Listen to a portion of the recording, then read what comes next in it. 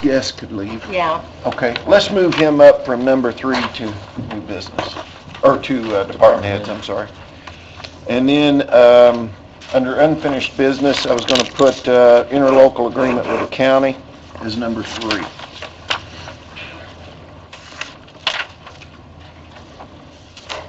Anything else? Motion to approve. Second. All those in favor? Aye. Any more discussion? All right. All those opposed? Minutes to be approved, and we've got the minutes from the council workshop on March 3rd, and then the regular council meeting on March 3rd. So let's do the workshop first. Motion to approve, March 3rd, workshop. Second. All those in favor? Aye. All those opposed? Motion to approve the council regular proceedings, March 3rd. Second. All those in favor? Aye. All those opposed? All right, claims. I know there were some questions for you, Amy. 1 and 2.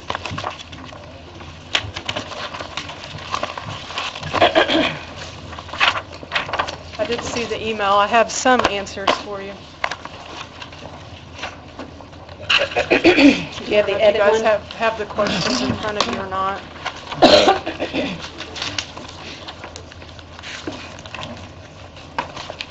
I couldn't remember all of the questions. The City Hall Telestaff Police, that is an AT&T bill, and those are all paid under City Hall's budget. That was something new that was needed for the new timekeeping system. I Is that do you know, is that a monthly? I don't know. Okay, I can find out. that's fine. The building demolition is, that was when we hire people to board up houses or to grass cut or things like that, and then we bill the property owner. And if they don't pay, we put a lien on their property. Okay. So we hire that out, we don't do it internally? That's right. And that's usually, that, before we go through demolition, that's usually approved through Board of Public Works, so. I just talked to Stephanie about the internet service question.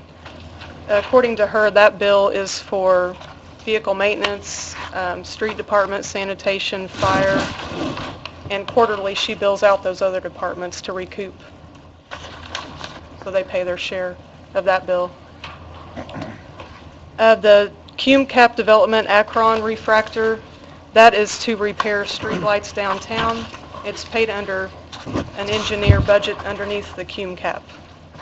They have $75,000 budgeted. And the final item, the lease payment, that is for a garbage truck. It's budgeted under edit. It's always been paid under edit. There's several other, I think there's 2 garbage packers that were budgeted under edit as well. I'm just curious, why is it paid with a credit card? It's not, it's actually to Republic Bank, but the vendor had Visa on there. Oh, I think that's what was throwing everybody that's off. what made the lease is through Republic Bank. That answers that. Okay. Is that all? Because I've got some questions. That's all I have. Okay. If you notice under the mayor, and I just want everyone to know that I was looking at claims Thursday, and I went through, and there's several travel items on there, and I couldn't find some of the descriptions. I actually spoke to Les Merkley about it, but I want to go over a couple, Mr. Gillis, this might take a few minutes. Okay. So, we do have a travel ordinance. It was written in 2008. It's ordinance number 10. And let me make sure I tried to highlight just the things that would be interesting. Under F, it says to qualify for reimbursement, travel expenses must be directly related to the conduct of the city business for which travel was authorized and actual, reasonable, and necessary under the circumstances. The city council may make exceptions for unusual circumstances. Expenses considered excessive by the city council will not be allowed regardless of whether or not the claim is submitted to the council on an approved form, and the expenditures requested from the correct budget line item.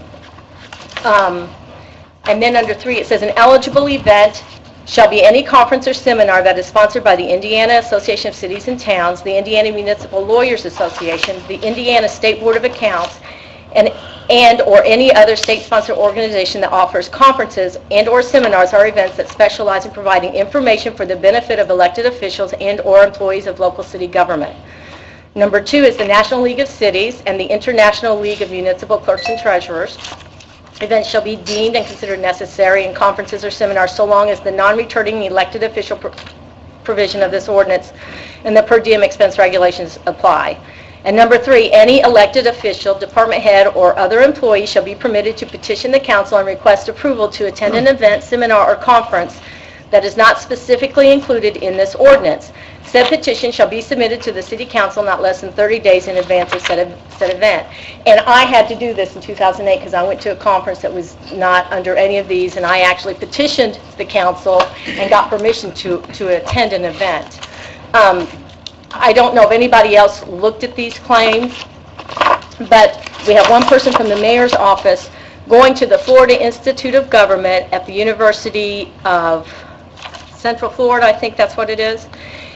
It's a one-day conference. It's not even one day. It's from 8:30 until 2 o'clock. It's a $50 conference fee, but the airfare and the hotel costs are $600, and I think that's excessive. Is that airfare or hotel? It's both. Oh. It's airfare and hotel, we're paying $600 for a $50 conference. And the conferences are, I mean, these are the classes. There's a recording artist, I don't think you really care about that.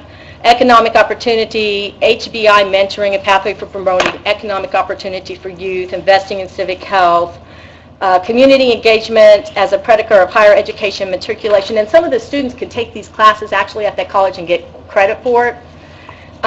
3 sectors at a university, investing in engagements, local nonprofit organizations. This is nothing that the state of Indiana probably doesn't provide through IAC. And I think that we should not approve this. We're paying for a 5.5-hour class. He is going down 2 days before the class happens and then flying back the day after. I don't know why. I spoke to Mr. Merkley about it, and he said he did not know that this was being taken. And Is he the only one going? yeah, he's the only one going, and he's actually being paid out of the sewer department, so he probably, I mean, if the sewer department wants to pay for it, but I don't think they're going to, then he needs to try to get the money from them, and I'm going to request that we deny payment of this. Did you have something? Which one was that? This is the Florida Institute of Government. It is, let me see. I was like, Connie asked me to do a little research on a couple of those conferences and travel. I contacted the people down at the University of Central Florida.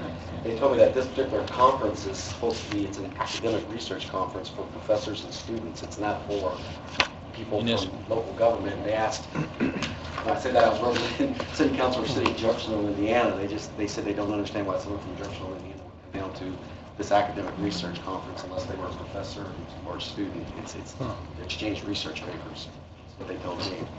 So Connie, is the one you're looking at, is the airfare for conference in Florida $541.59? Is that the one you're looking at? Wait, let me look, because I do have, yes. And then and that does not include food, or I don't know if they're going to have to rent a car, you know, when they're down there, so. They haven't gone yet. No, they have not gone yet. See, that, However, it was put on the city credit card. What's the So has it already been paid? I mean, they've already put it on, so it's been attached, so we're going to have to get this refunded from the person. And you're also going to lose some of your fees for airfare, too, for canceling the flight. What's the conference travel in April? Well, he can pay for it and still go, pay for it himself, still go. Do what? Right above it where it says conference travel I'm in not April. looking at that, so I'm just looking at the I mean, that's the airfare, but 541.59 is the airfare. is the airfare. so the $50 conference fee belongs to that too, correct? Right. And then what about hotel? Did we have a, The hotel is in that 541.59. okay. So we need, That was a one-item budget. The next one is, when I was looking through the claim, there was this thing for the Society of Commercial Archaeology, and I thought, what is commercial archaeology? So I looked that up, and this one is for the mayor. And this was a group that was founded in 1977, and historians, preservationists, those type of people. It's not for government people either, and I'm going to read you their agenda. Wednesday, April 9th from 7 to 9 p.m., there's an opening reception, which that's not unusual, dinner, whatever. The next day, on April 10th from 9 to 6 p.m., there's a Sunshine Skyway to Sarasota Modern Bus Tour.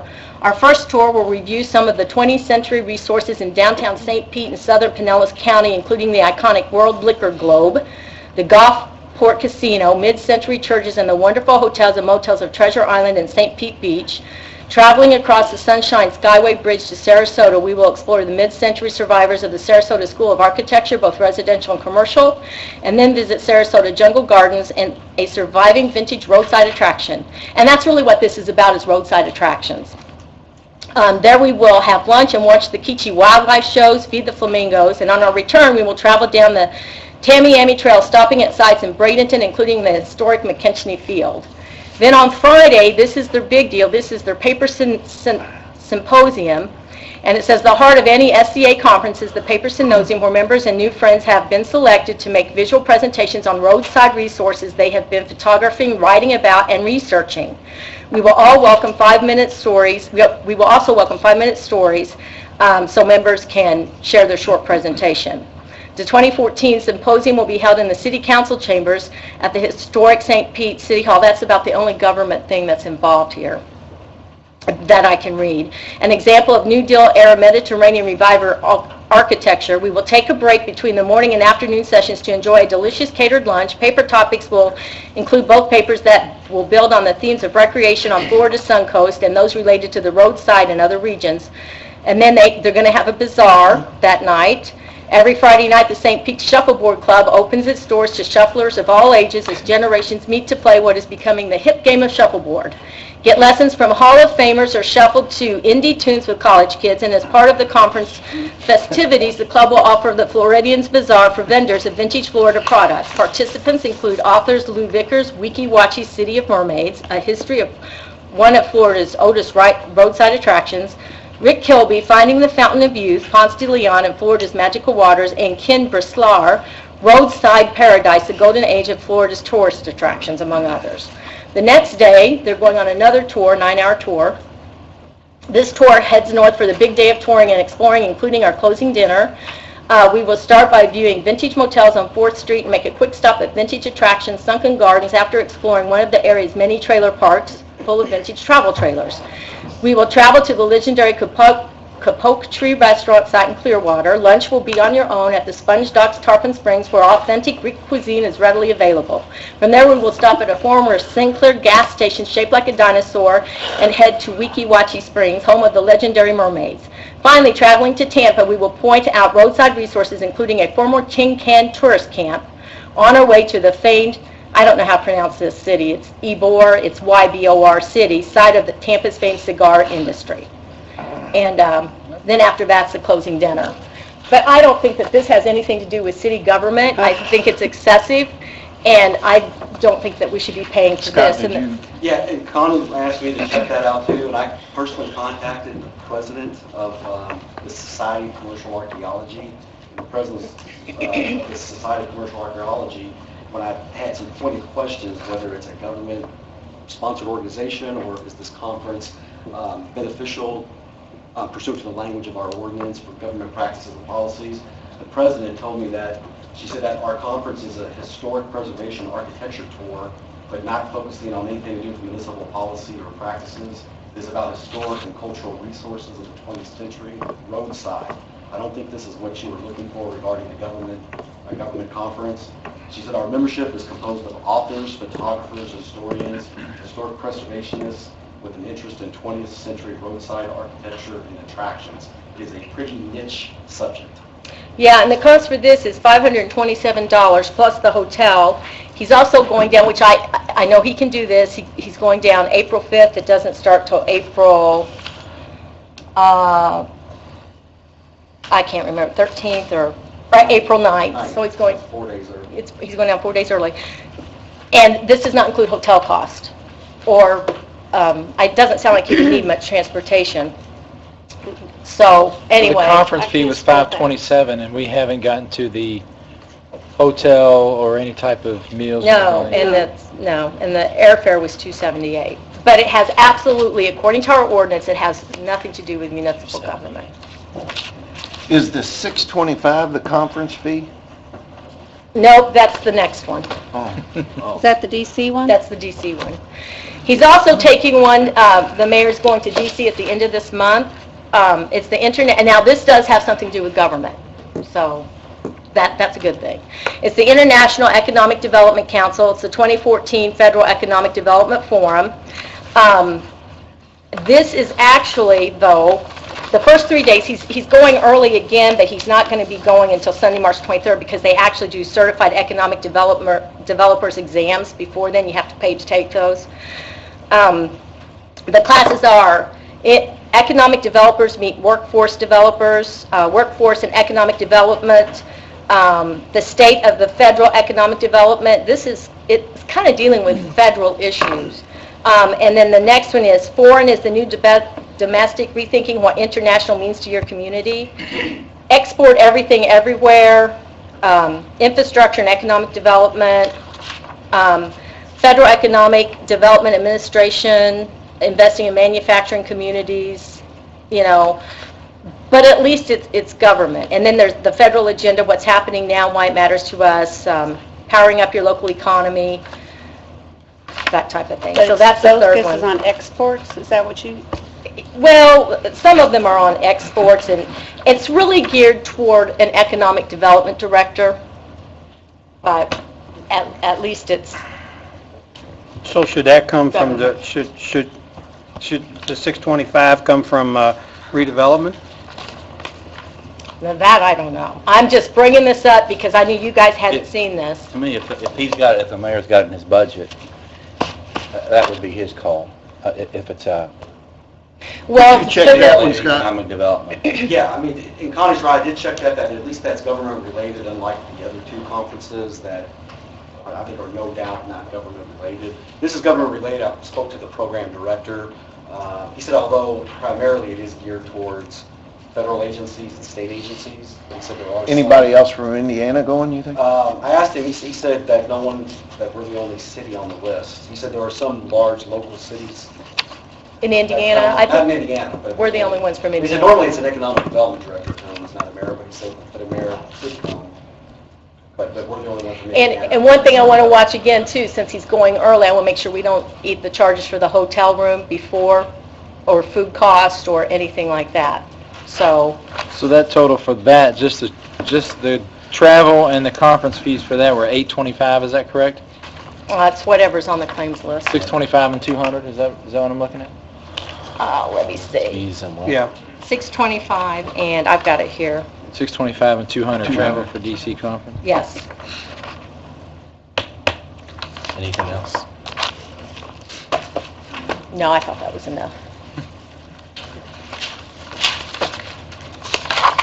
I can't support those. And I would like to encourage, well, Les isn't here, but Les and I had this conversation on Thursday, and just so you know, the mayor, I know Ed approached Monica the first year he was president and said, we've got to follow our travel ordinance. I did it when I was president. It's when Lisa and I did the credit card thing. Lisa actually met with us, and Scott with Les and the mayor, and we talked about the travel ordinance. So it's not like it's not known.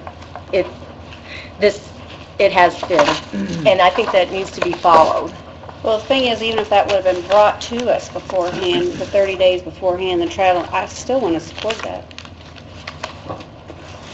On all three? On all three, I just think it's a stretch. So what we're talking about is 278, 251, 241.59, 250, $625, and $527 should be taken off of this claim list.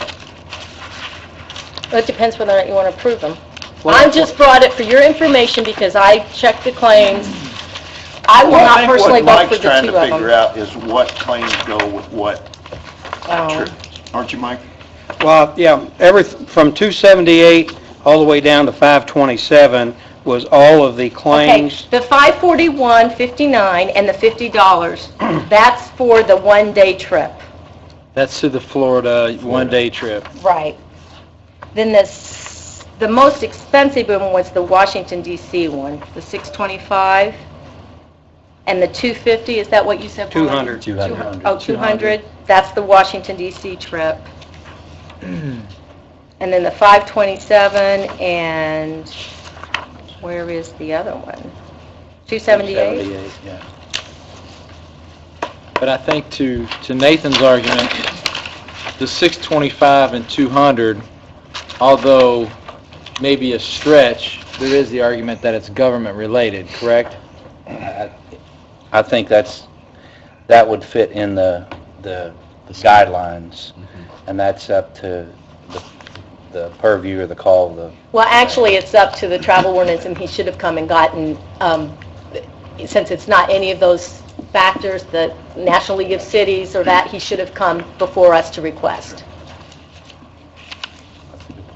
So although it fits in the purview, it doesn't match our ordinance. Well, I'm not sure it really fits, in my opinion, he's not the economic developer, and maybe the It sounds like it's more redevelopment of should have a gone. federal. Even though you're stretching to fit it in there, Redevelopment. I can't justify taxpayers' money for something like, so I personally don't support either trip.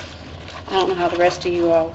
Well, somebody's going to need to make a, Well, that was my question. So we're talking the 1, 2, 3, 4, 5, 6 items to be taken off this claim list. We That break it up. I can get you a total, I mean,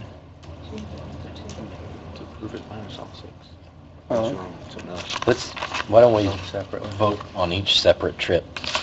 That sounds good, that way it will make it easier, I think. Okay. unless, do you want to do a roll call vote, or how do you want to do it? each I don't care. separate trip. Let's just do each separate trip. Can we Okay. do that? Yeah, you can do it that way. So, can I make a motion to remove the line item under the mayor's budget of $541.59 and $50 for trip 1? Second? All those in favor? Aye. Any other discussion? All those opposed? Okay. All right. And then the second one is the, let me figure this out. It's the 278 and the 527. Yeah. Make the motion to remove those from the mayor's budget. I'll second. Okay, 278 and And the 520. 527. All those in favor? Aye. Any other discussion? All those opposed? Okay, motion carries. And I'll make a motion to remove the 625 and the 200. I'll second it. Okay, the third trip is the 625 and the 200. All those in favor? Aye. All those opposed? Aye. Let's We're take a going to roll need to call. take a roll call. Councilperson Smith, Yes. Councilperson Zastovny, Yes. Councilperson Payne, No. Councilperson Sellers. Yes. Council Vice President Gill, Yes. Council President Julius, Yes. Councilperson Glover, Yes. Councilperson Owen, No. Councilperson Samuel. No. The ayes have it. Okay, with those removed, then we can approve the rest of these claims. Well, I had a, Yeah, no, I had a question, Amy, too, under page 12 of 17, under the Lowett, a lot of the equipment for the police department, that shouldn't, I don't believe that should be coming out of Lowett, that should be coming out of either their general fund or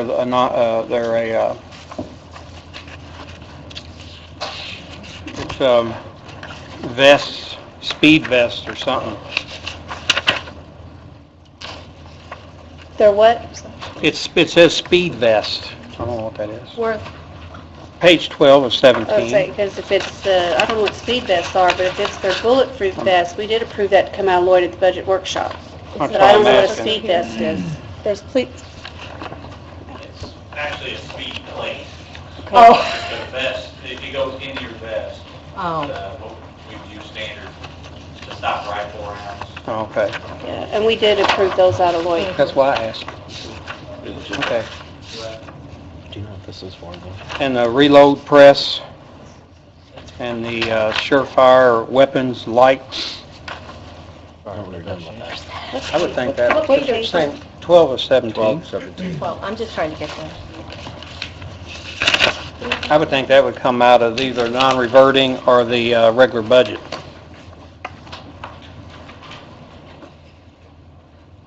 Yeah, I mean, don't you think? That's just, yeah, yeah. yeah, that should come out of the normal budget. Which one? The police supply reload press and the Surefire Weapon lights, they got a non-reverting fund as well as a regular fund. There's 75,000 budgeted under safety equipment under Lloyd, which is where this is being paid. Budgeted for this.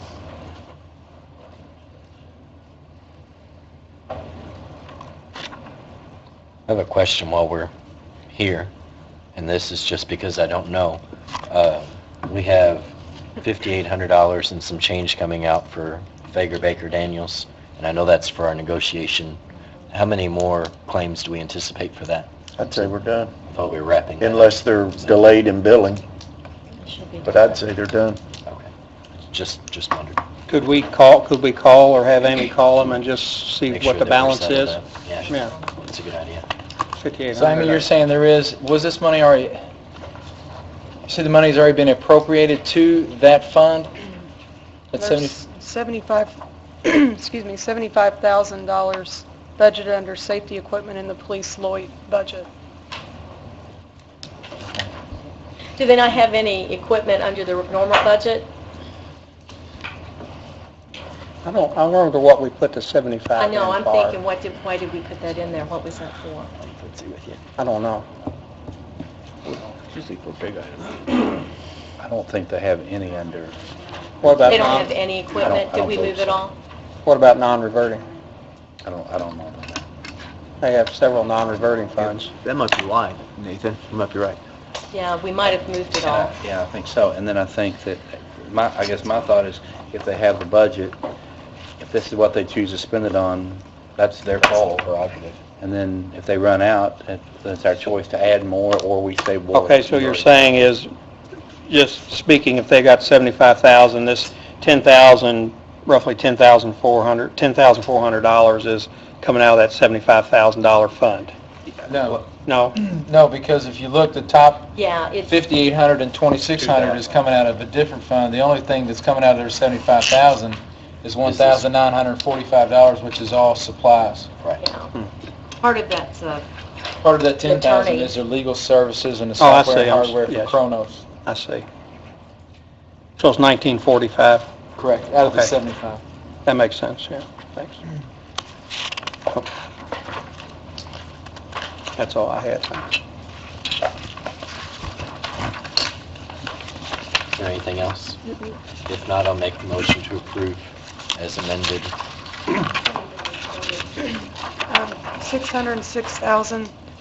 $606,016 and 52 cents. I'm sorry, 606? 16.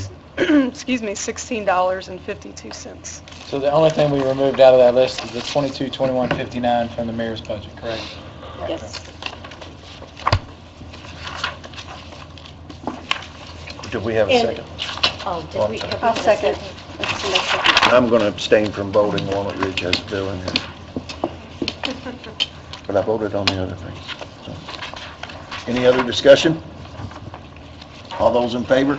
All those opposed? All right. Scott, Mr. Lewis, I'm sorry. How do we go about not paying because this is put on the city credit card? Well, technically, the way our ordinance is, if someone puts it on a card that's not authorized, we have to reimburse.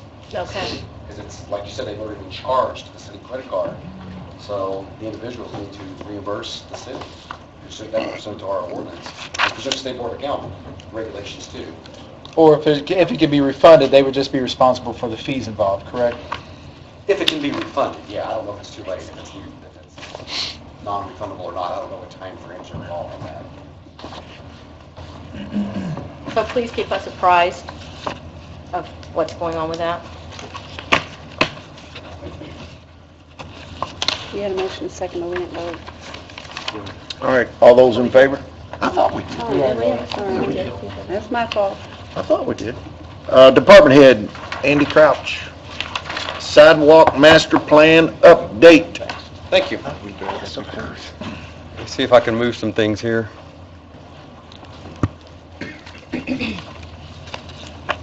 Green all around. Good. I like it, green Happy bike. St. Patrick's Day. Green bikes. Nathan, Councilman Samuel asked me to put together a sidewalk update plan for this year. You've noticed I've not titled this sidewalk update plan, it's a mobility project plan.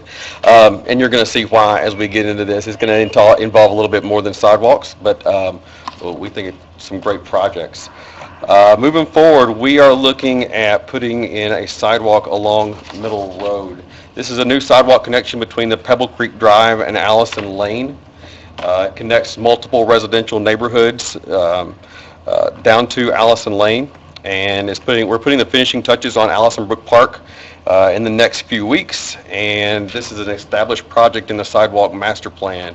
If you remember the master plan that we did a few years ago, this is a picture of one of the exhibits that came out of it. I know that it's a little hard to read. At the bottom of the sheet, you have Pebble Creek Drive that's going out east along Middle Road, and you'll see a black line headed up the page along Middle Road. That goes all the way into Allison Lane. There's a section there that's missing a black line. It's because there's sidewalk already there right now.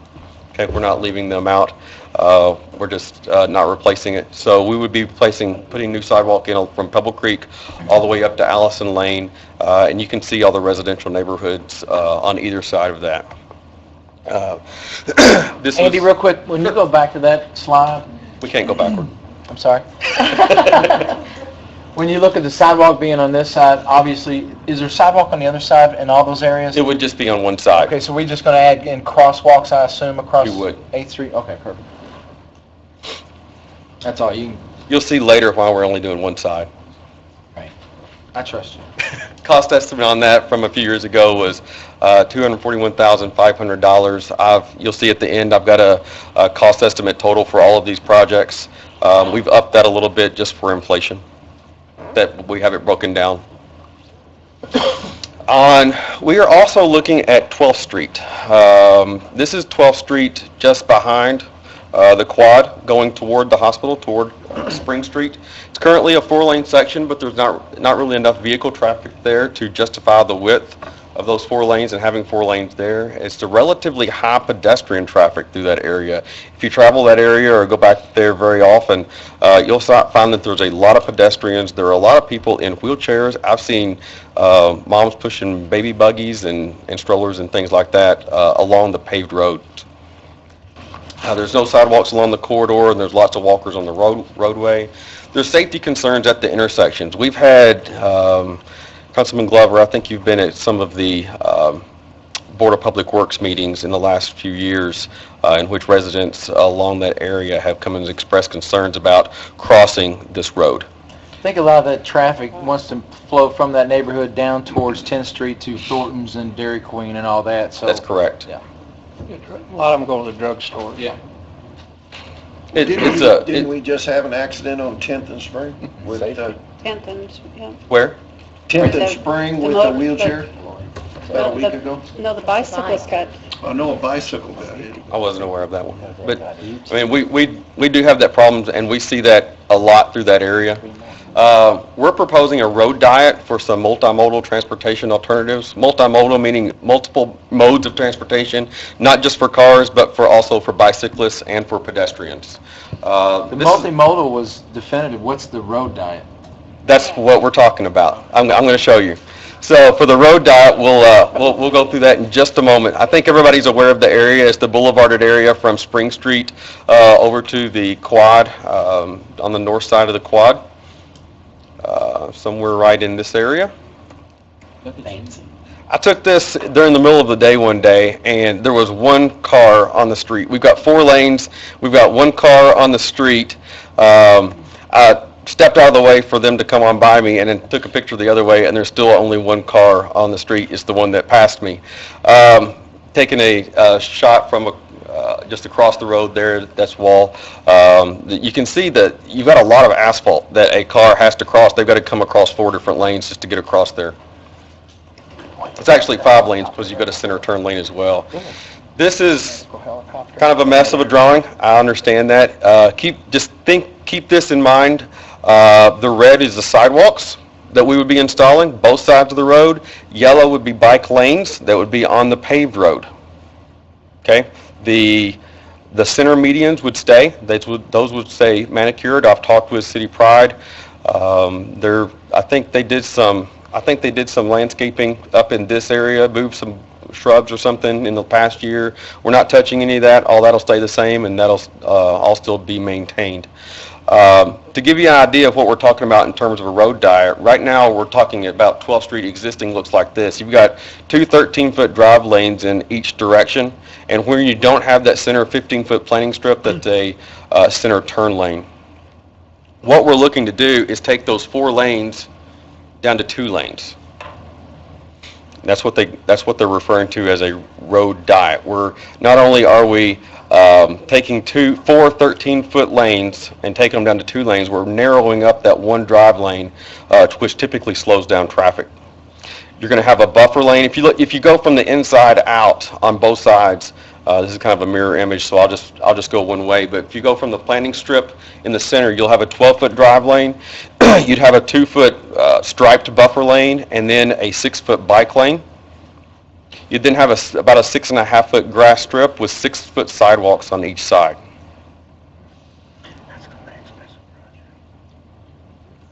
Okay. This run all the way to Dutch? This would go from basically from the quad all the way to Spring. We have not looked at extending that all the way to Dutch.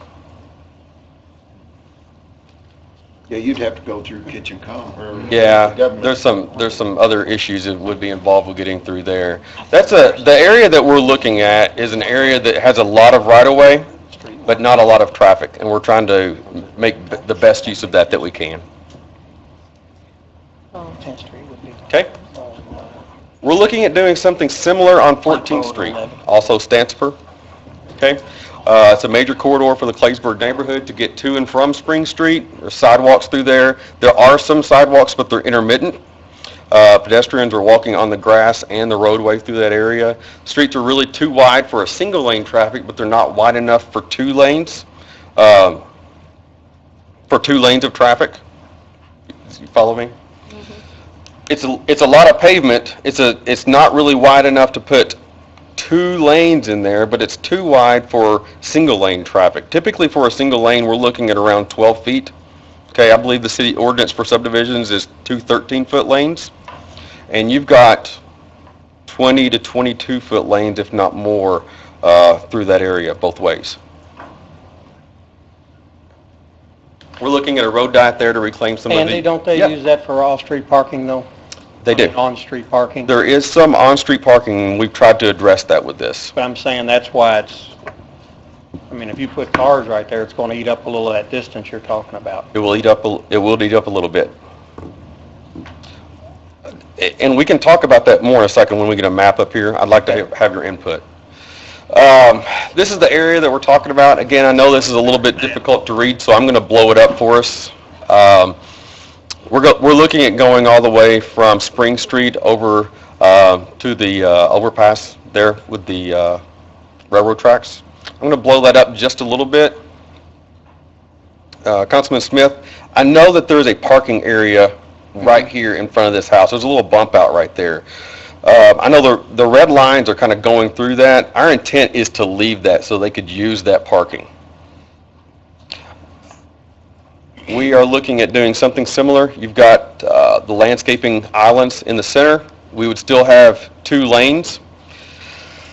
This area right here would prove to be fairly difficult to get sidewalk in. There's some grade changes right there that would make it a little hard. So we are looking at putting in a refuge island on each end of this median and putting crosswalks so that people can get over and then get on up to Spring if they need to.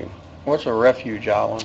It would be it's a concrete sidewalk. It's a place where they would not have to cross all the way across that road at one time. They could stop, they could get across one lane, stop, wait for oncoming traffic, and then come again.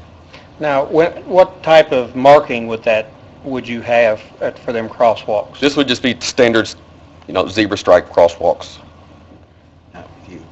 Would it be, do they make a solar light, any type of lighting, like solar powered, that you wouldn't have to run electric to? They do, and I know that we've talked about that on 19th Street, Eastern Boulevard. Eastern. We're looking at doing that on Eastern. I've been talking with Jeff Johnson about that. We could do something similar here. Are you referring to closer to down here? Well, or just no. in this area? Well, I think the false, when you put in a crosswalk, I think it's kind of a false message that if you cross here, traffic or not, that you're safe. And if there's no stop signs, then when you cross there and the traffic's flowing, there needs to be something to let the cars know or something. I don't know, but There's kind of signage that we can put in. That's a fairly typical infrastructure for these type of projects. Okay. Anyone else have any other questions about this one? So this one here mostly, I mean, this is mostly painting of the lines and then adding the sidewalks, correct? This is mostly just painting stripes and then adding sidewalks where you see the yellow areas. The 12th Street project would involve taking out some curb and redoing some landscaping on the outside. This one is mostly just striping and then adding the sidewalks. That is one of our gateways. It is. Okay, I'll move forward. Tell you what we're looking at. This is similar to what you saw on 12th Street. Right now you have two 16-foot drive lanes this is what we are looking to go to, not what we have now. We're looking at two 16-foot drive lanes. You still have a planting strip in the center. It's about 19 to 20 feet wide. You'd have a buffer lane that's just striped in between the drive lanes and a 6-foot bike lane, and then we'd have a sidewalk on either side. Just one thing I want to point out, and I'm a little concerned about the crosswalks, is that is a major artery, and we have a lot of heavy truck traffic that go down 4th and go up Spring Street going to the quarry. So we got to keep that in mind because it does have heavy truck traffic. It does. It's a heavily traveled road. It's got about 10,000 on it every day.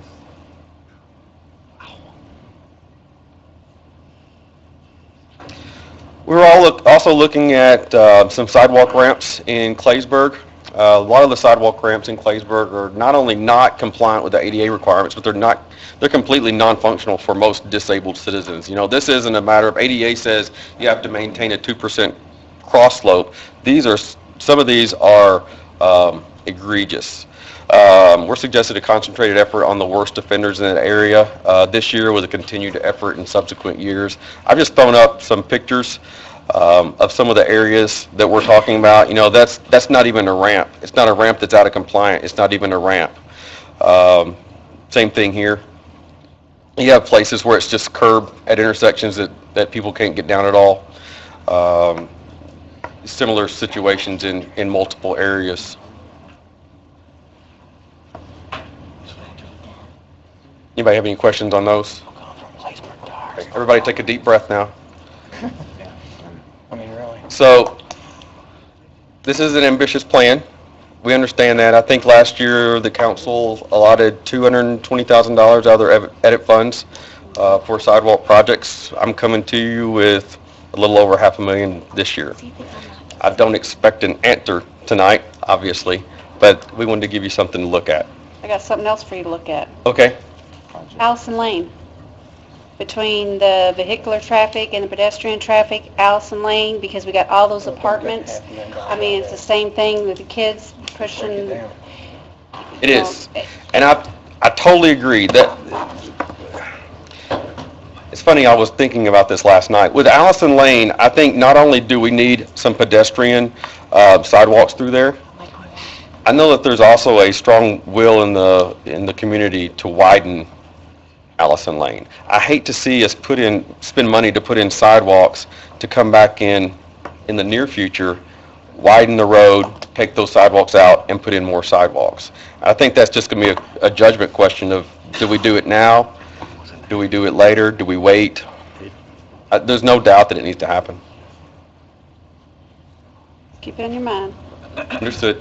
Andy, how much money do we have currently in the budget for sidewalks? Do you recall so far? I don't know off the top of my head. We don't budget any money in my department for sidewalks. We have an ADA budget. I think there's $50,000 in that this year. But that is for remodeling existing facilities to make them compliant. And so would that cover number 4? Yes, it could. Because there's nothing, right? It can. It would make them compliant. Okay. On- Check that off the list. Yeah, on the 14th Street, getting back to on the ADA, because there is so much walking traffic, any of them, I guess ADA is strictly the ramps, it's not crosswalks or anything like that. Would that be considered anything ADA related? On the 14th Street, adding the sidewalks in, No, the cross walks and any type of indicator lights or something. we could use ADA money for that, yes. 14th Street's got a ton of traffic, so And it's a gateway. we probably need to kind of work on that. So I can put this into a PDF for you and send it out to you That'd be for you great. to review. I realize that the number's a little big, so I don't have a problem with that, and we can discuss it at a future meeting or a workshop. Andy, do we have any in lieu of, we started that, do we have any money in We there? do. It's nothing that would touch this, not yet. He's hiding the money. No, I mean, there's a few $1,000s in it. Would we do most of this in-house? We would be looking at this would be a mixture, probably not bidding all the project out completely. We would do as much work as we could in-house, and then get quotes or bid out some of the contract work for like the concrete work or something like that. We would do as much of it as we could in-house, and then just I guess you would say we would be the general contractor, All right. and then have some It subs. seems to me like adding the bike lanes and adding the crosswalks and things like that, we could probably do and start the project. I mean, when you look at this, what's a time estimate? I mean, if you had the money right now, what kind of time frame are you looking at? Is that a 6-month project? Is that a 3-month project? They're probably, all of them together, doing all of them. Yeah, you're looking at, for us to do them, it'd take most of the Does summer. any of the project qualify for any kind of a grant, especially the one that's in our main gateway? We got a grant We to could talk sidewalks with- in Spring Street. We could talk with DeLynn about it. There's always safe routes to schools. Indiana has safe routes to school money for projects such as this. The issue that we run into a lot of times is you have to have a co-sponsor with the school in order to apply for those grants. We go to the schools and they say, we don't allow walkers to our school. We're not going to sign off on a safe routes to school for sidewalks because we don't allow walkers. Andy, at 571, is that a combination of contracting the concrete work and we do all the prep work, or is that that's a ballpark? That's a combination. That's both? Yes. Just a little history. On the sidewalk master plan, when we first started talking about this, we thought about partnering with the UEZ and redevelopment, and maybe this council would put in 200, 250, and that they would be putting in the same amount, 250, and that never happened. So it's not like Edit was planning to spend all this money on sidewalks. I mean, it's up to our discretion, but I just want to give a little history. 12th and 14th in Claysburg could be considered UEZ, but you couldn't do Middle Road with that. But they could kick in on them three because they are in the zone. I think that might be an avenue to look at, trying to partner, like you said, get together and...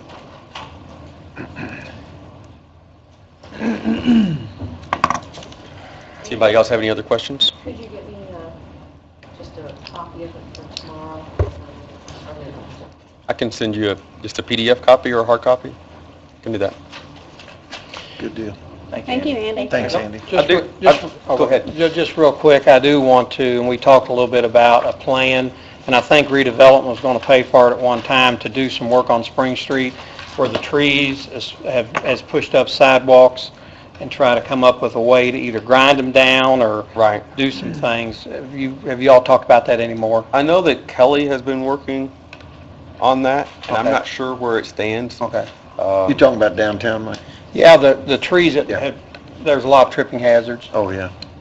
that we need Yeah. to taper down the concrete or jack up some, whatever we need to do. We need to get that leveled out I a think little we're bit. somewhere in between discussions of fixing the bad spots and ripping all the sidewalks out and doing a new streetscape. And I'm not sure honestly where that stands at this point. Okay. We've put together schematics for them to look at doing it both ways. Okay. I have one other thing, under department head reports, if you don't mind. We have hired 2 new employees in the past couple of weeks.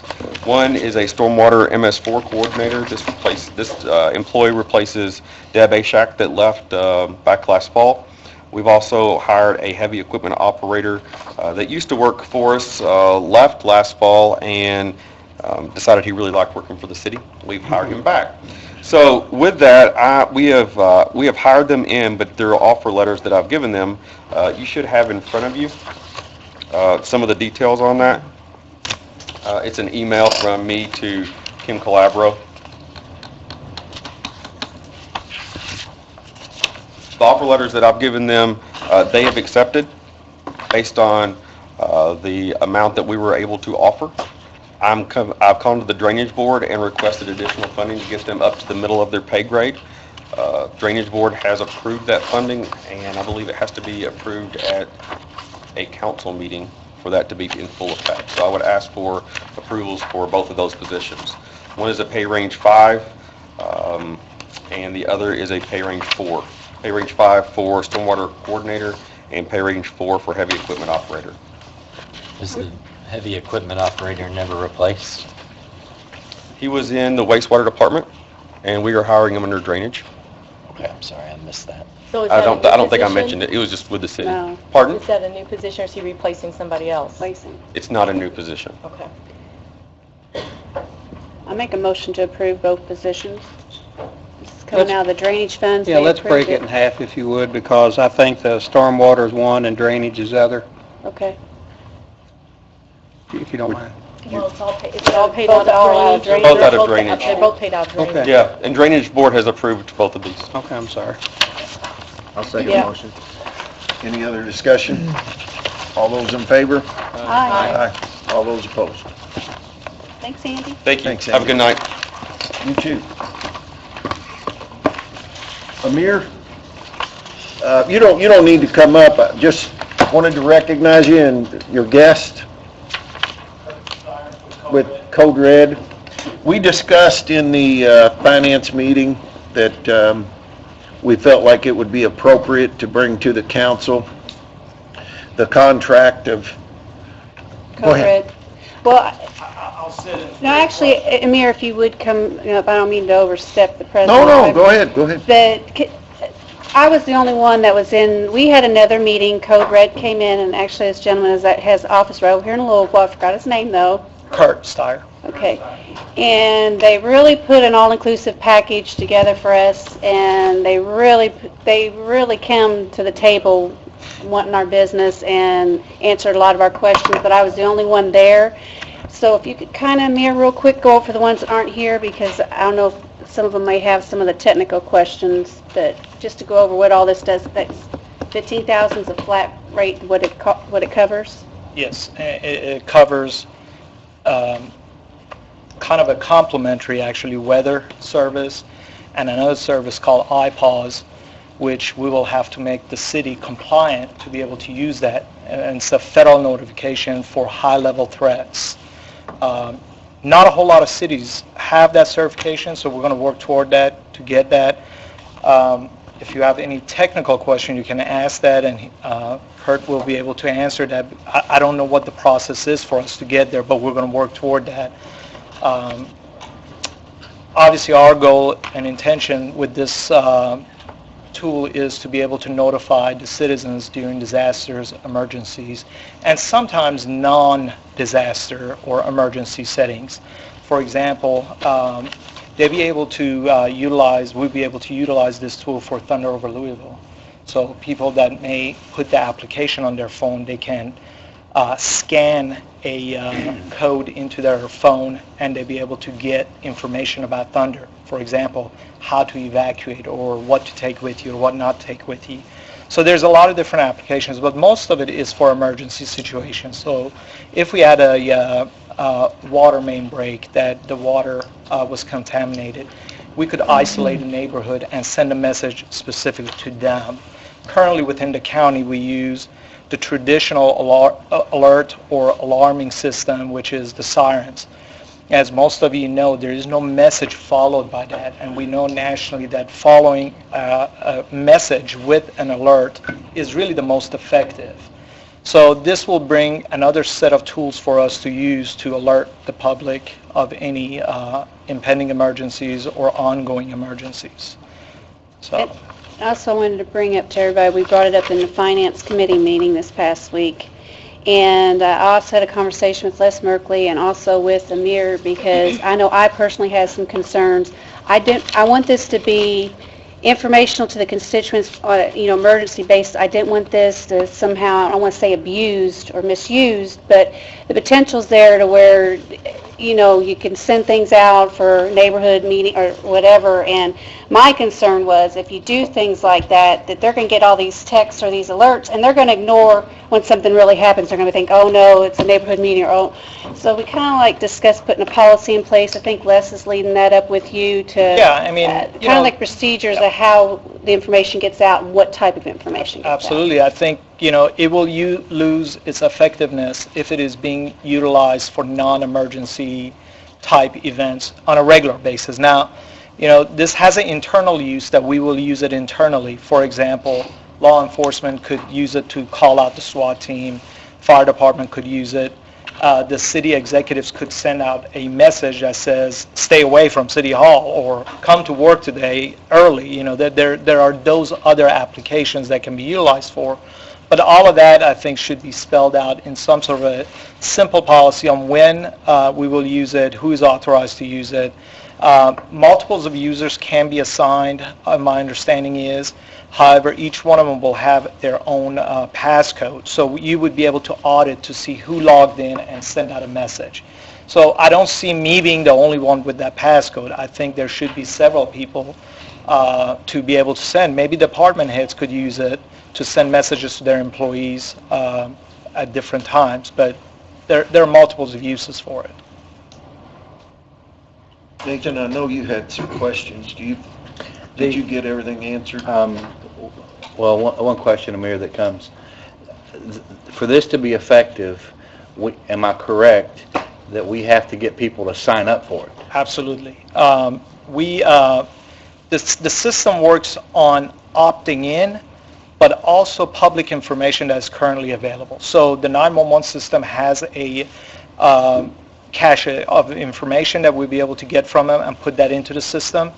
Code Red has the staffing to do that. We also provide residential and business data that's loaded into the system. So if I chose not to give you my email address to sign in for it, in a sense that doesn't matter because the data's out there, and if there's an emergency it'll still go to my phone if it's a certain level emergency? If it's a landline phone, for sure we'd be able to have access to it, unless maybe it's restricted number that they didn't publish it somehow, then we wouldn't be able to do that, and we will not, For example, I was recently in the Dallas, Texas area, and an alert came over an Amber Alert came over my phone for that area. Yep. So it knew that I was there, and so it... I'm sorry? That's iPod, Okay. which is part of the system. Yes. So I guess what I'm trying to make sure is if people either didn't know about it, which would be our job to make sure they did know about it, but if for some reason they didn't sign up, if there were emergencies, are you saying they still would get it to their cell phones, or they would not get it? No, the iPods, they would. Yes. The iPods is federal program that we can send high-level messages, terrorist threat, missing personnel. That is something that we will get to eventually. But generally, day to day, let's say I wanted to send a message out that says your main water is broke and your water is contaminated. If they don't register, if they don't opt in, then we may not be able to send a message to them. Now, if their landline is registered and is public, then the call will go to their home. And the key for us then is that we can go back and look at it and say they received that message, they knew that the water was contaminated. And obviously, for obvious reasons, that gives us some coverage here. Amir, does that include landlines that are on the no-call list? No. They, An emergency call can be utilized at any list. okay. So, For an emergency, you can call anywhere. and it will be up to our policy to determine what is an emergency? Yes. Yep. That's all I had then. Okay. What was the, Mayor, was it a 2-year contract minimum? 3 years. 4 years. 4 years. How much is it per year? 15,000. 15,000. You've reviewed this extensively, and I think we all appreciate that. I know there's been a couple of different avenues that we can take as far as this type of system. Do you have anything that compares each avenue you've explored side by side? Because I remember... Provided that information through the meetings, as we brought different people in and they looked at what they offered. Right. And I think I'll send out an email to the president and vice president that gave the price ranges of what they had asked, and the similarity of services. Overall, the services are somewhat similar because they're all based on the original idea of marketing, telemarketing. Mm-hmm. But there are other questions that I had to look at. For example, redundancy of the system.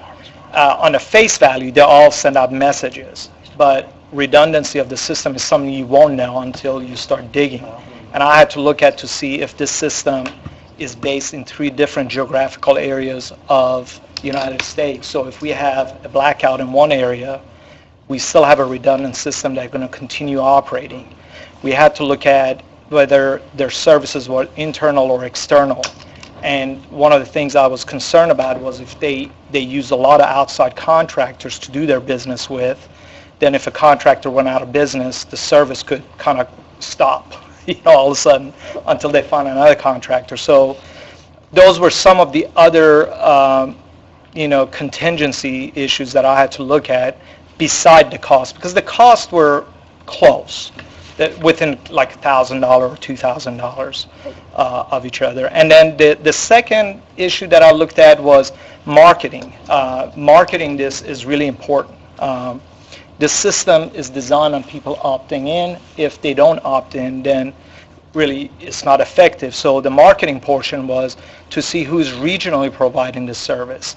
And, a lot of people in Indiana, in southern Indiana, are already on a Code Red on the Louisville side because they work in Louisville, so they have registered for Code Red. They'll get messages in Louisville. So when I tell to the public, when we do a broadcast that we are using Code Red, a lot of people are going to know that. And that is another issue that I had to consider. And just, Matt, I went to all of them. I think you went to...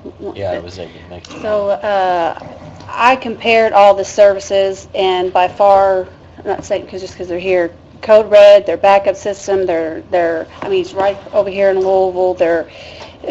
I guess what you call your help along the way. They were just so helpful in answering all the questions. But not only that, they came in, and as council, we're priced. We're getting this amount, whatever. So we sat down and looked at all the prices, and actually he matched the price and even went then some and included stuff. He just kept sweetening the deal, and I highly recommend this Code Red package. And I can add a few more things to it. Everybody's, asked the questions about how can we reach everyone, regarding landline. We have a number of levels and different layers that are available to be able to notify your residents and your businesses. Ultimately, what Code Red was built for, it's a geography-based emergency notification system that allows cities to be able to hone in on an area. If there is a hazardous situation, you want to be able to warn people who are in harm's way. So that includes the mapping, it includes all data that's properly geocoded, so that you can go in, highlight an area, and send out a message via telephone, call, text, or an email notifications all by geography. Then we've added, this system includes automated weather warnings that sends out tornado warning phone calls immediately, or severe thunderstorm or flash flood, and those are opt-in systems. Then we've got the iPause system, part of it, which is the new governmental thing, which is what you got, the alert, and that gives, this system now gives you all the ability, and that's usually one person per county becomes what they call a COG, and you have to get certified through FEMA, and our system's been certified through FEMA.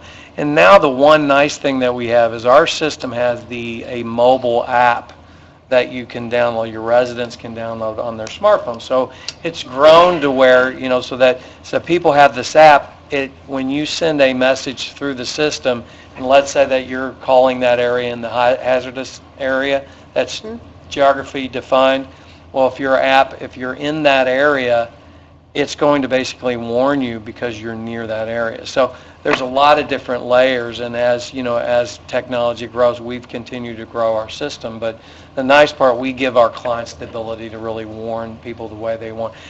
And getting people to opt up, this particular the service, we also go and take all of the 911 data, all of our data. We will do an all call to everybody in the community to tell them that the system's in place, to encourage them to opt in and sign up, and then we'll drive them to a sign-up page that'll be on your city website.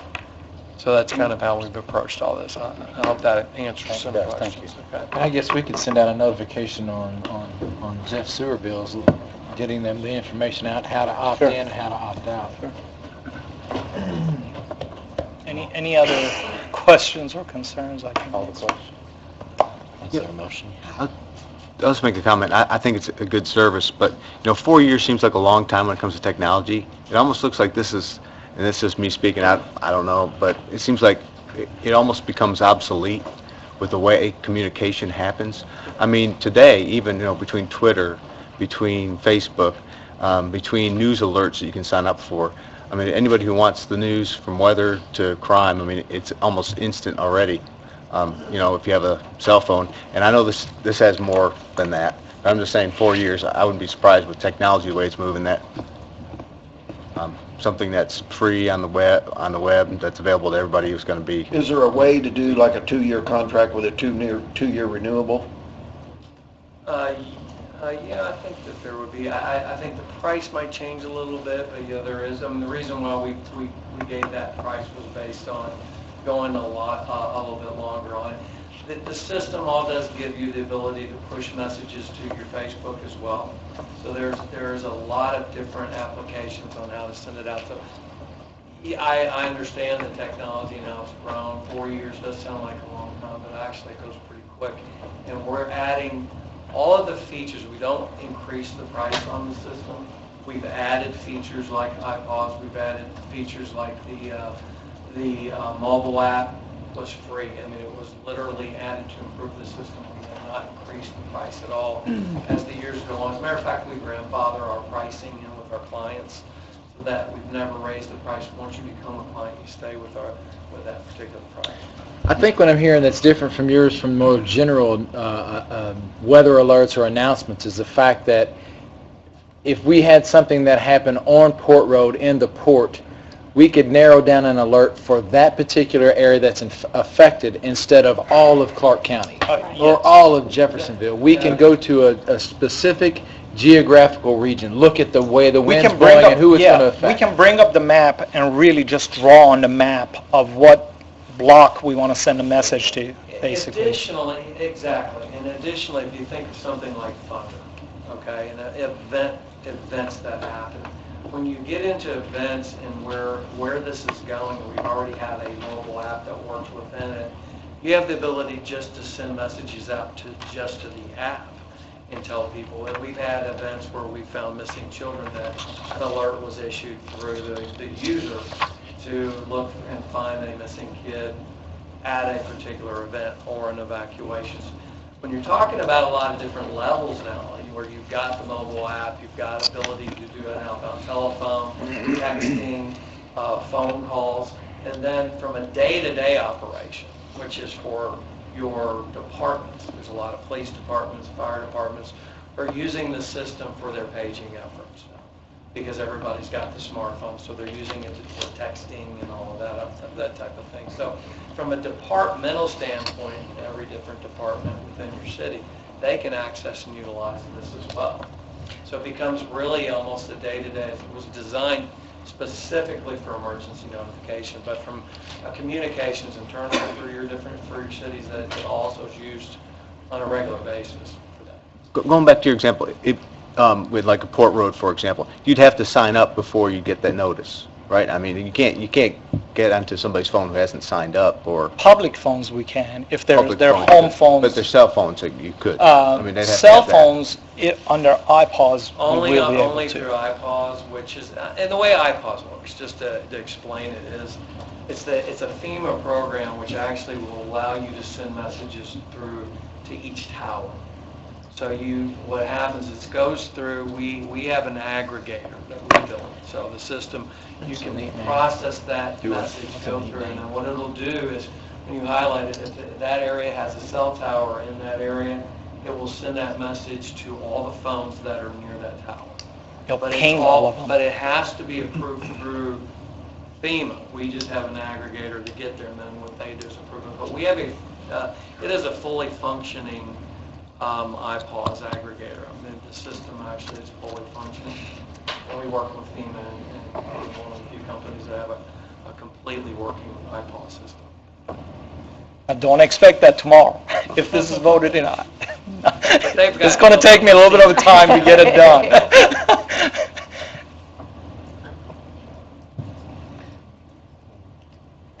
Has work begun on the policy for implementation of this, as far as who's going to utilize it, who's going to have I've access? spent a lot of time already as is. No. I have an idea in my head on how, and when we were in the meetings, we discussed that in the meetings a little bit about, for example, with the fire chief, the police chief, myself, road, street commissioner, those individuals that are in working on public safety issues Right. should have access to be able to send out messages. I do have one more thing to add. On the app is our Code Red app works within the Code Red network. So anybody who is in Louisville that has the app, and Louisville has Code Red, and they drive over here and you all issue that warning, and those people who are in this area, they'll get the warning too, vice versa. You got people that have the app and go over to Louisville and they're in an area, a situation, and that's throughout. We are in about, we've got, just in Kentucky alone, I think we've got 75 counties that are using it. So we've got enormous coverage with every state in the U.S. And so wherever you go, where you have the Code Red app, they'll be notified as well. So it's kind of a nice feature. I guess we need a motion, if we're gonna do the 4-year and, start this. We would have to appropriate the funds, right? It's not budgeted. We would have to. Right. On here? Right. Oh, Yeah, we discussed this in our finance committee. I think everybody got the minutes today. And we talked to Amy and Heather because they were at the meeting. I think I'd feel more comfortable approving the funds if we had an ordinance in place as to who is allowed to use it and the purposes, exactly what they can and can't use it for. So I think that... The only thing, I felt like that in the beginning till I sat in on some of the meetings. It's gonna take quite a while to get people enlisted in this, and I think a couple things can happen simultaneously, if that makes sense to Yeah, you. that makes sense. It's not something that you're gonna hit and it's ready to roll. I really wish it was, because Yeah, I know. I really wanted to be able But I to was send under that messages to impression, people at too. Thunder, but And by sitting in on some of the meetings and kind of digesting some of it, And basically, tonight is just getting the appropriation in place. Well, I guess even with that, I mean, there's a chance that I may disagree with everybody about who can use it and what uses. So, I mean, even if I vote for it right now, I'll be voting to approve whatever in the future. I think I'd feel more comfortable also having some sort of layout as far as a policy, a use policy. Plus, if we're going to talk about changing the terms as far as 4 years or 2 years, we may have to look at a different amount also. If you remember when we were at the National League of Cities conference, someone approached us about either, I guess something along the lines of this, and they said, as we were walking away, they said, and keep in mind, you can use this for help with political endeavors, like, hey, we're going to have an event, Zach Payne of Jeffersonville City Council is going to have an event. But that's What pretty taxpayers' public money's for. information. If you send that message, that message doesn't go away. It's there in the system. I mean, somebody's going to get in big trouble for that. Right. Well, I mean, I'm not saying a fundraiser, but Talking about abuse. Right. It's I mean, like- it can be abused, I think. There's a story out of California a couple of months ago about a no offense, Chief Hedrick, but a fire chief put out a message, said, hey, come to the pancake breakfast for the Crusade for Children on Saturday morning. And people were upset that was being used when it was supposed to be an emergency act. So I'd like to see some policy as far as how it's going, a use policy before funding is approved, before we get the ball rolling. And we're approving a 4-year contract. I'm not saying that anybody right now currently elected would misuse this, but they could in a few years. You know, I mean, we don't know. It's a 4-year contract.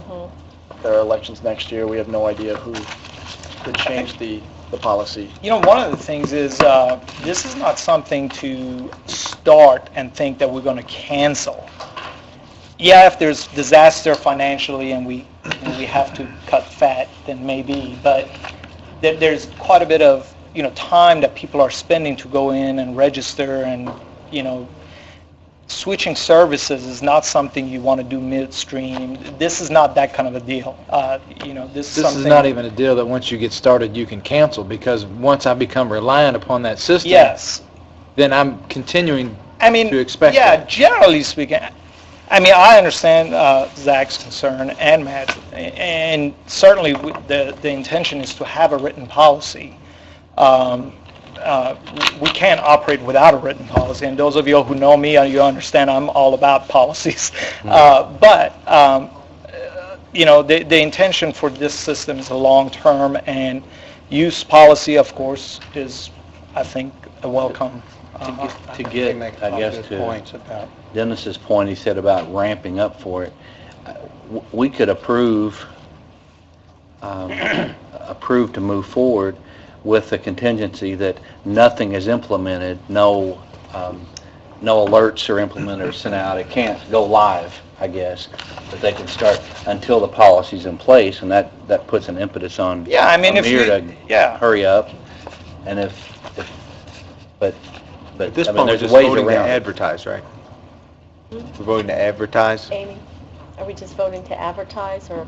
No, it's been advertised, except for vote to approve it or not. Well, but you got a public hearing.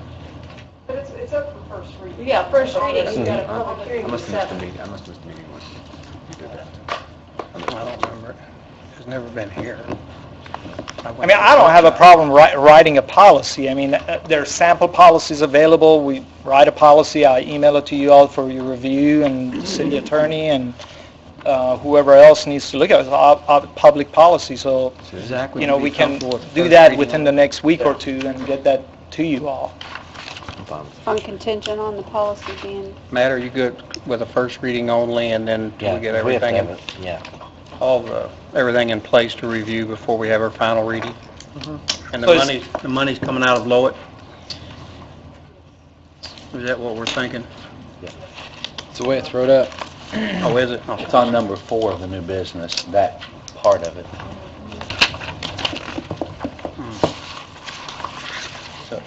So if we approve the appropriation, or the advertising, or the appropriation, do we even vote on this?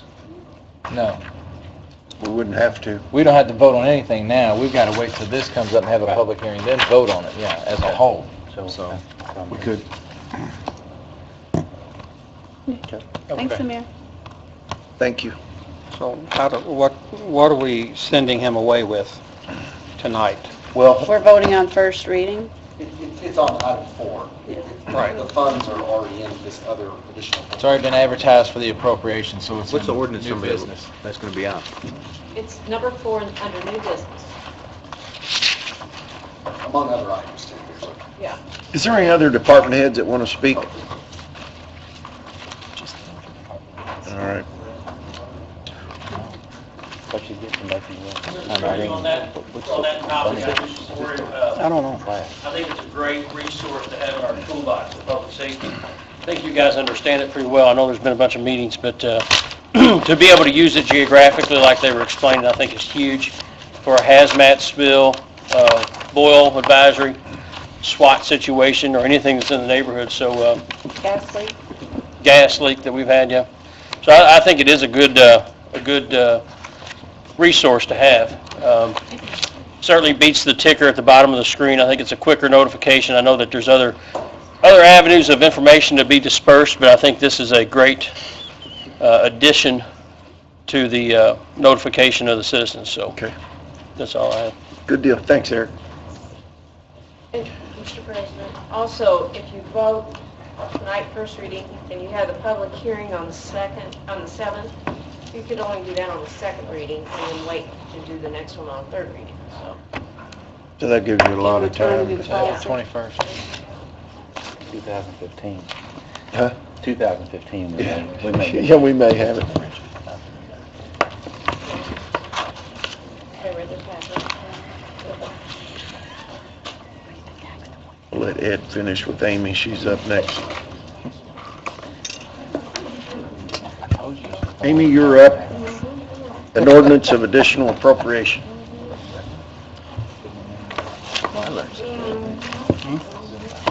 Requesting third and final approval on 2014 OR 10. There are no changes from the previous approval. We did remove the edit item for the $7,400. So moved. Second. Any other discussion? Now, this is for the second and third reading, right? Oh, this is Third and public final. hearing. Third and I final. only show it's passed on the first reading. We need to open a public hearing. Motion rescinded. Excuse me. I thought it was... Is any public comment on this? It's only been passed on the first reading, according to this. But it was advertised tonight, right? Public hearing, that's right. Yeah, so we have to open it up. Seeing no comment, we'll close the public hearing, if I can spit that out. Motion to approve on the final reading, 2014 OR 10. I think it'd be up. Second and third. Second and third. I'll second that. Any other discussion? All those in favor? Aye. All those opposed? All right. Scott, are you doing the flood ordinance? Because I thought Les had that last. No, actually, I never used it last time. Okay. And I think we passed that last time on a first and second reading, and so it's up for a third and final reading tonight to be passed. Just simply, this is a required ordinance. When FEMA came in to redo the flood map, they do it every 10 years or so, and there's a required ordinance pursuant to all the state regulatory agencies in Indianapolis. When those flood maps are redrawn, we have to pass such an ordinance with this type of regulatory language. So I think there was approximately maybe 100 or so homes, approximately, that were moved from various... Were there any changes? Not since the last time we passed it, no. Motion to approve on the final reading. Second. Any other discussion? All those in favor? Aye. Aye. All those opposed? Thank you. You're number 3. What's that? Said you're number 3. Got it. We wanted to talk about the interlocal agreement with the city and the county garage. And we had Les send out a copy of the agreement, and we had one change. And that was the hourly rate because it didn't include benefits. So on the original copy, the 1926 would go to 2686. And what we did is we took the base rate of pay, we added the benefits, we added 10%. That's how we came up with that. And you have two separate agreements. You have one with fuel and one with repair. Do you know if we've gotten any response from the county on that, or if he's even sent it to Jake? He has. I know Jake I was- spoke to him about it. Okay. I know Jake was traveling, so I didn't know if he'd had a chance to He review. did last week, and Jake said he didn't know if we do that, they might just go ahead and hire someone to do their own or whatever, which we didn't do like the time before when we were still doing it. I think there was only 3 claims on there for 3 different vehicles, and they weren't that expensive, so. Right.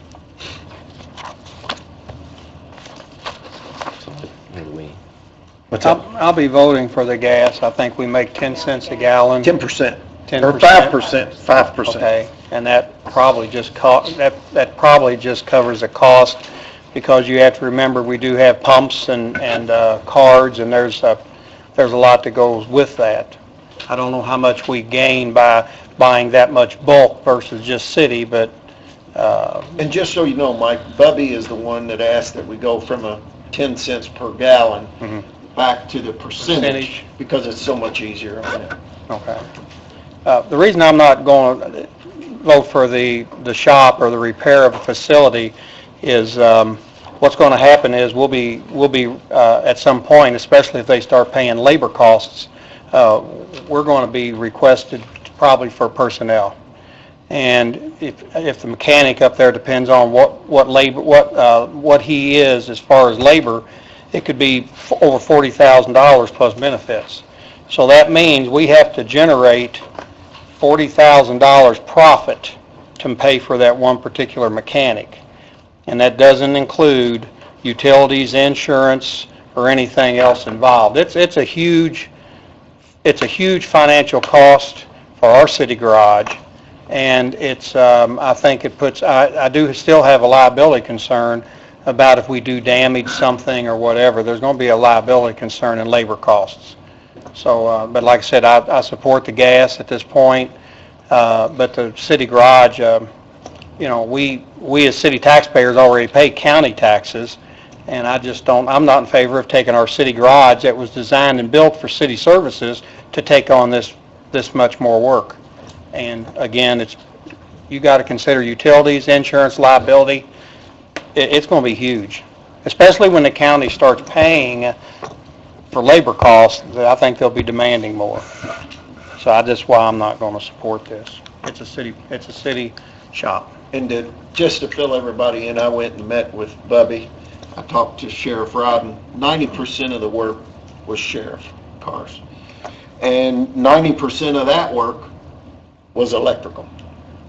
And it's because they were having trouble finding somebody to do suitable electrical work, according to them.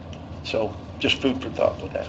And when you look at the bills for the parts, they were almost all electrical parts. So that's fine. So on the electrical parts though, we have a 10% premium on top of the cost of those parts. Is that not right? According to this, you're trading dollars for parts. You're getting 10% on your labor, not on your parts. And we've never made anything on parts, from what I understand. But there was no interlocal agreement. Right. So what you might want to do is, do we need to vote on these to push them to the county if we decide to do that? If you're ready to go forward, and just remember, since I represent the county council. I understand. I I understand. I'm not even saying that you need an interlocal agreement in place, but I can't be involved in writing the terms or negotiating, because I represent, this agreement would also have to be approved by the county council. Yeah. I think Connie makes a good point that Draft. when he sent those out, he made it clear that those were draft policies. So it may be prudent for us to table this until there's an official policy presented. So moved. All right. Second. All those in favor? Aye. All those opposed? All right. we can certainly do that. All right. New business, Scott Lewis, ordinance for thunder vendors. Yeah, wouldn't go over there. Yes, this ordinance before you, to refresh everyone's memory, at the last council meeting, which actually initiated originally a Parks Authority meeting, the council did vote and instructed me to come back with an amendment to our existing ordinance regarding the ordinance which regulates the transient merchants and vendors during Thunder over Louisville. The current ordinance is 2011-OR 75. It's a fairly lengthy ordinance, but the part that is applicable to what you all instructed me to write was technically Section 5, which defines the vending area. And what is in this particular ordinance for amendment is that it's going to include the 600 block of West Riverside Drive as a prohibited area for any transient vendor to engage in any business. And then the other language is that all other terms and provisions of the current ordinance, 2011 OR 75, shall remain in full force and effect.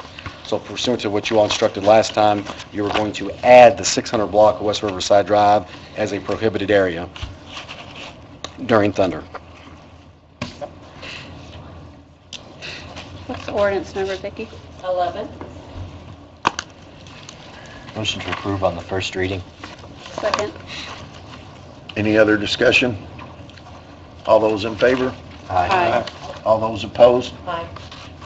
Scott, let me ask you on this. I mean, if we're going to approve this, Thunder's when? The 12th? I don't have the exact date. I think it is 12. So our next council meeting, we would have to pass it on the second, third reading. Is that going to be adequate enough? Well, this is the thing. We've talked to Sarah and to Paul, and they are not going to put them in front of the harbors this year. We've already talked to them about moving them down. Okay, I just want to make sure that we knew that Right. this is...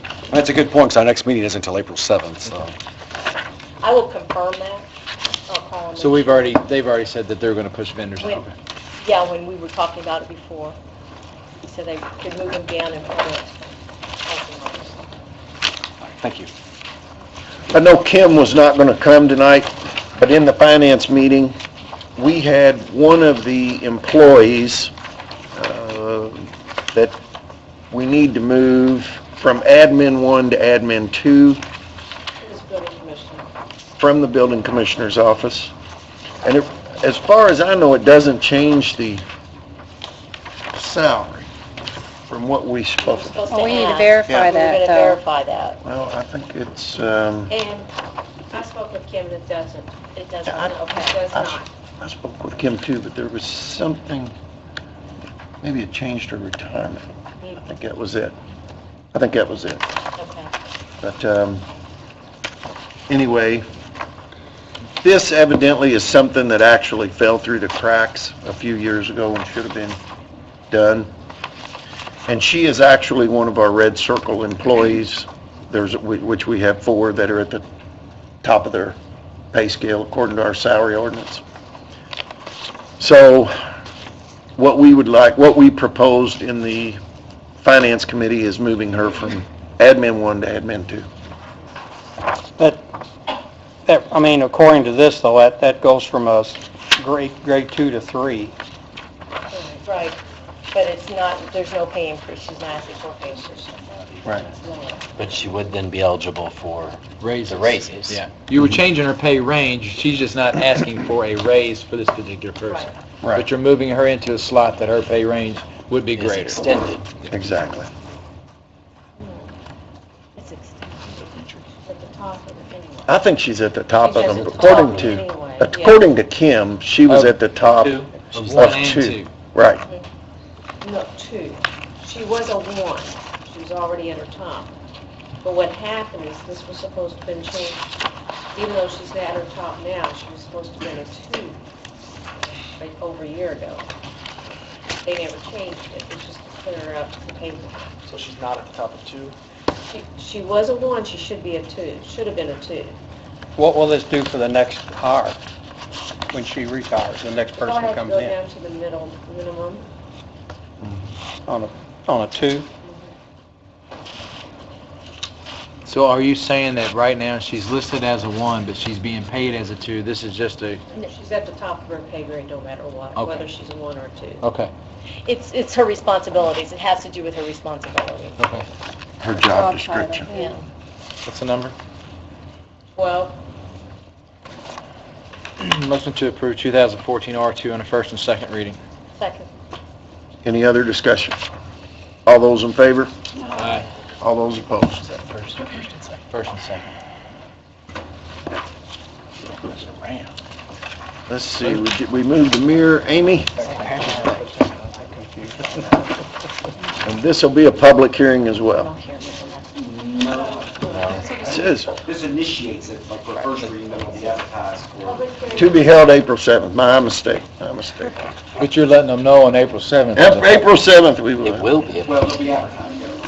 Yes, correct. My bad, gang. My bad. This is an additional appropriation request. Would you like me to run down through these? Please. Yes, please. The first two are edit debt service payments on the Vissing Park ban. The third item is the code red that you just heard about. The next item is vehicle maintenance for a capital lease payment. This is the appropriation that was removed from the one that was just adopted earlier tonight, and it's being asked to be appropriated under the general fund for Bubby's truck. Next is, there's a shortfall in the building commissioner's budget.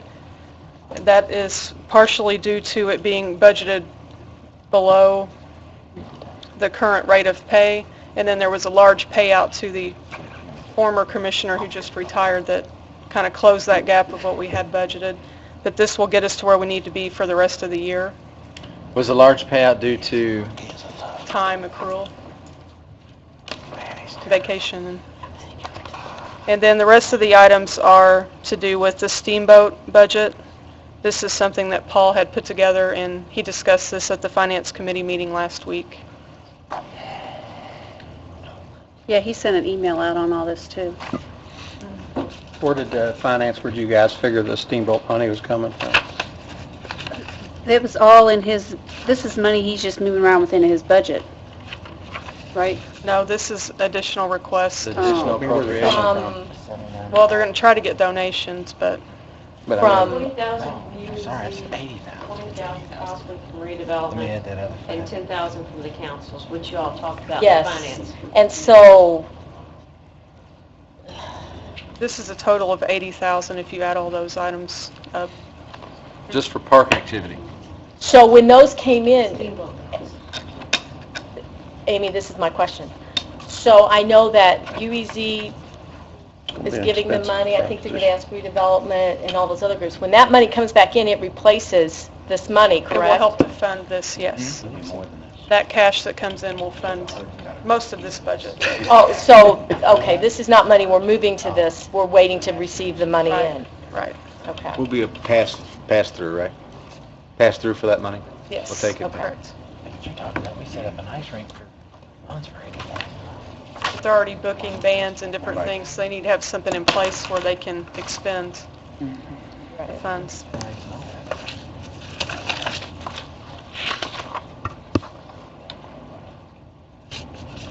We talked a little bit about code red. What number, Vicki? $15,000, is that? Okay. This is ordinance 13. Are we? So would you also, I'm sorry, we were in a sidebar conversation. On the steamboat activities, it's a total of $80,000. And what is the breakdown of funding for that? You said UEZ was going to chip in some, redevelopment was going to chip in some. thought it I think it was 25, 20 wasn't it? 20 and 20, wasn't it? 20 and 20? Oh, I thought she... And we were 10. 25. 10 was coming from the city council, 20 was coming from redevelopment, and 20 was coming from UEZ. Okay. And then we... Any safety in there? We want to, they're going to sell pins, and they said they thought they could make maybe 20,000 off the selling of the pins. And sponsorships. Sponsorships. To local business. And if we don't include that, let's just say that don't happen, the other 30 is going to come from parks itself? Because I got 20 and 20 and 10 Right. leaves, that's 50, which leaves 30,000 left. Oh, just Parks, it could come from the 204 levied fund or within other activities in the 209 funds. So our hope is of the $30,000, we're going to try to generate 20 out of pin sales, and then the other 10, And we'll do a dance. we're getting sponsorships too. That's your deal there. We're doing From dances? different companies. Would we In be charge able, of that. well, would we be able to come back and appropriate this money once it's collected? Well, that's what we're doing here. Like that extra 30,000 that we're going to generate in pen sales or sponsorships or whatnot? I Right. mean, that's not... Somehow I been- want to make sure that money gets actually put in the budget and not respent, double spent. It will. We have departmentalized Steamboat under 580, so all revenue and expenditures will run through that department number. Okay.